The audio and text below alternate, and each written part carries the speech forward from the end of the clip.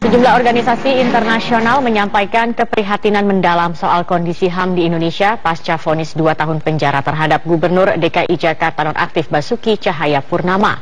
Delegasi Uni Eropa untuk Indonesia menyerukan kepada pemerintah dan rakyat Indonesia untuk tetap mempertahankan tradisi toleransi dan pluralisme yang selama ini dikagumi dunia.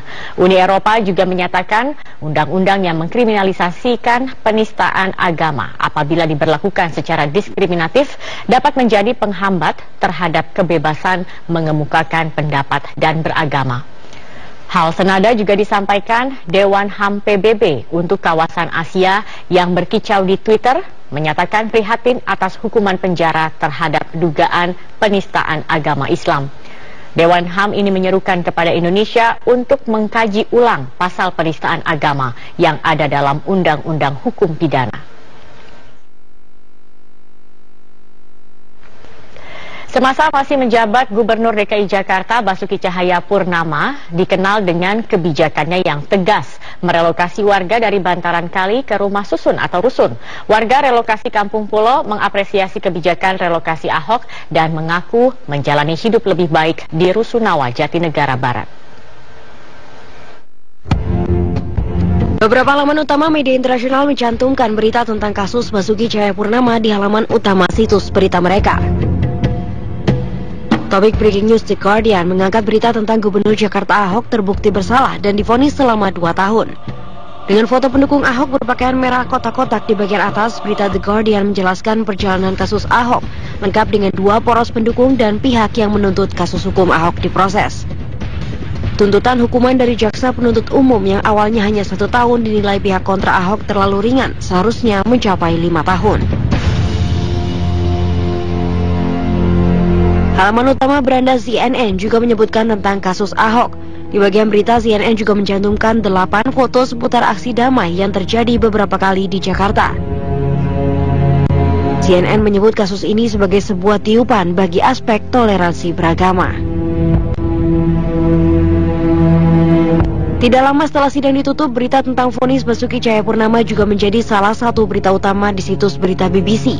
Dalam beritanya, BBC menghubungkan kasus ini dengan rentetan aksi damai dan protes yang terjadi juga dengan pemilihan Gubernur DKI yang digelar April lalu.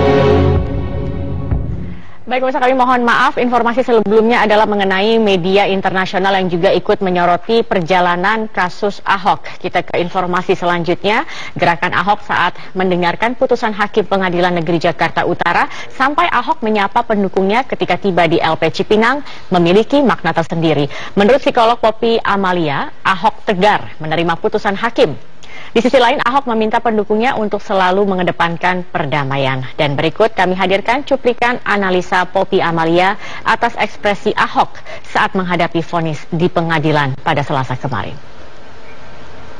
Selesai di persidangan, kemudian dia menunduk. Nah, menunduk ini adalah ia menghormati dari pernyataan daripada Pak Hakim. Okay. Artinya menunduk ini juga dilakukan dengan penghormatan yang sangat dalam ya. Ini bongkoknya juga sangat begitu luar biasa nih sampai dalam seperti ini nih. Artinya apa? Ada penunjukan gestur ketulusan kalau begitu? Ketulusan itu jelas sekali terlihat adalah ketulusan. Orang mau menggambarkan bahwa beliau itu misalnya galak bla bla bla, tapi lihatlah apa yang dilakukan sama beliau pada saat menerima keputusan. Artinya beliau menghormati vonis yang dijatuhkan kepada dirinya.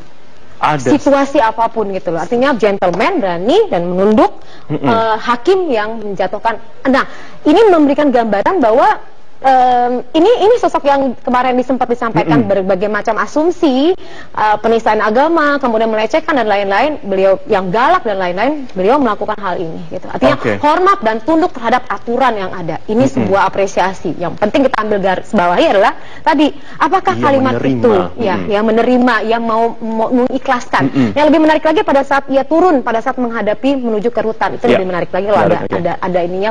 Saya ada gambar juga yang cukup menarik, mungkin bisa di next teman-teman gambarnya. Selanjutnya ini adalah ekspresi yang juga ini pada saat dia udah sampai. Ini kalau orang seperti ini asumsinya apa sih biasanya akan menggambarkan? Selain ini ya mungkin kita bicara mengenai konotasi politik atau apapun. Politik, tapi biasanya orang kalau seperti ini apa? Peace. Damai. Dia ingin menyampaikan Dan is that ekspresi wajahnya? Apa yang bisa dilihat Mbak di sini? Ya, ini terlihat bahwa ada kesedihan ya, terlihat agak sedikit lebih turun daripada biasanya. Kemudian jadi sedih dengan kondisi seperti ini. Senyumnya tidak ada senyum, hanya sedikit. Kemudian tapi ada colong mata di sini, berarti lelah sekali. Tapi pada saat dengan kondisi apapun dia mengeluarkan peace. Artinya saya berdamai dengan keadaan. Saya sudah menerima dengan keadaan apa yang saya apapun gitu, dengan situasi apapun, dengan kondisi apapun, ia menerima apapun gitu loh. Apakah ekspresi bisa ditunjukkan dengan air mata? Saya tidak melihat ada air mata sejauh ini kalau dari ekspresi Pak Ahok ini ya. Karena kalau bicara mengenai air mata itu bisa berbagai macam. Air mata yang keluar dari tengah itu artinya bicara mengenai keterharuan atau kesedihan.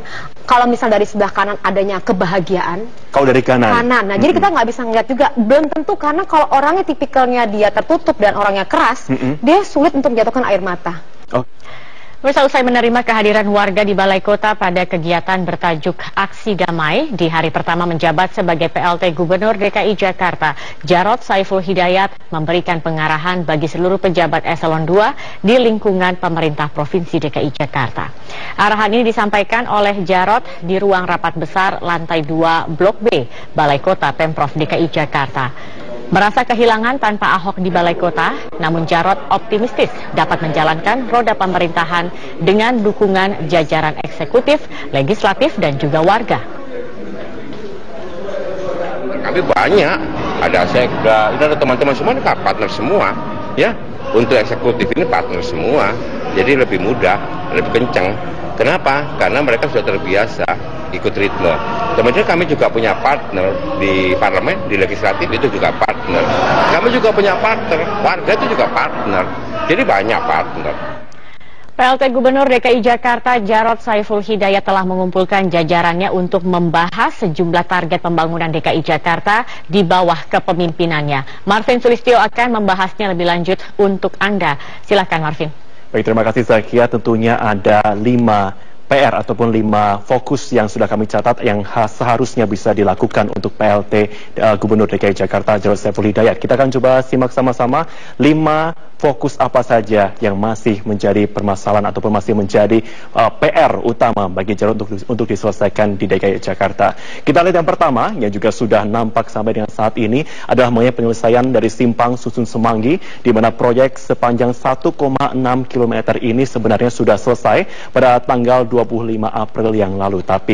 Namun hingga saat ini pula sampai dengan pada peresmiannya, pada rencana peresmian pada tanggal 17 Agustus 2017 bertepatan dengan kemerdekaan Republik Indonesia, masih terus dilakukan pemantapan agar bisa dilakukan untuk ataupun digunakan bagi masyarakat secara 100% tanpa ada kesalahan ataupun minim kesalahan.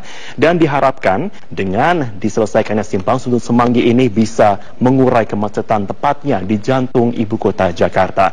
Target kedua yang juga diharapkan bisa diselesaikan oleh Jarod Saiful Hidayat adalah mengenai pembangunan koridor 13 Transjakarta yang menghubungkan kawasan Tendean sampai dengan Ciledug, di mana jalan layang kini masih dalam tahap uji coba, yang mana jalan layang yang bebas kendaraan pribadi ini akan diresmikan pada tanggal 22 Juni mendatang atau bertepatan dengan ulang tahun DKI Jakarta. Dan kemudian yang ketiga adalah fokus lain yang juga menjadi salah satu hal krusial untuk segera diselesaikan adalah mengenai pembangunan jak grosir di Pasar Keramat Jati. Kenapa penting sekali? Karena tentunya diharapkan dengan penyelesaian pembangunan ini dapat segera menekan harga, terutama komoditi pangan ataupun beras dan juga bahan-bahan pokok lainnya menjelang bulan puasa, yang mana setiap tahunnya kita tahu bahwa masyarakat selalu tercekik dengan harga yang semakin tinggi setiap tahunnya. Diharapkan juga dengan laju inflasi bisa ditekan karena penstabilan harga pangan ini bisa dilakukan melalui langkah-langkah di pasar, salah satunya di Keramat Jati. Keempat adalah target berikutnya mengenai pengisian rumah susun, pemirsa, yang mana ini ada rumah susun yang masih kosong, di mana ini merupakan pesan khusus dari Basuki Cahayapurnama atau Ahok kepada Jarod Saiful Hidayat yang meminta agar segera untuk diisi, karena sampai saat ini masih ada warga yang ingin, warga yang membutuhkan tentunya tempat tinggal yang layak untuk mereka setelah pindah dari tempat yang tidak layak ke tempat yang layak. Oleh karena itu, Ahok meminta kepada Jarod untuk segera mengisi dan menghimbau kepada warga untuk segera menepati rumah susun. Kemudian fokus yang kelima yang juga menjadi pekerjaan rumah yang harus diselesaikan adalah mengenai penyelesaian RAPBD 2018 dan tentunya APBD perubahan 2017. Kenapa penting? Sangat penting karena tentunya dengan ini bisa diharapkan pembiayaan yang sesuai sasaran dapat segera membantu, mendorong pembangunan berbagai sektor yang ada di DKI Jakarta agar dapat selesai tepat dengan waktunya. Satu hal mungkin yang juga menjadi fokus di sini adalah dengan tidak menunggu pemimpin baru untuk menyelesaikan permasalahan itu. Tapi tentunya dengan menyelesaikan permasalahan itu tepat pada waktunya dapat membuktikan bahwa pemerintah yang saat ini tengah menjabat, siapapun orangnya, tentunya dapat memenuhi segala keinginan dari masyarakat DKI Jakarta. Saya kembalikan kepada Anda, Zakia. Kita akan lihat